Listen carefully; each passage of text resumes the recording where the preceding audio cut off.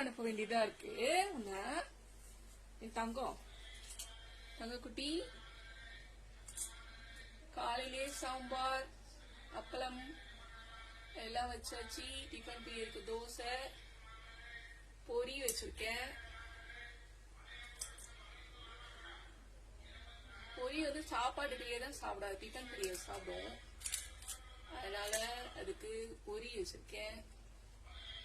இது சாப்பிடுது. அந்த பக்கம் கூப்பிட்டு விட்டேன், வந்து பாருங்க சாப்பிடுது பாருங்க. சாப்பாட்டு பிரியர் வந்துட்டாங்க, இல்ல டிஃபன் பிரியர் வரல.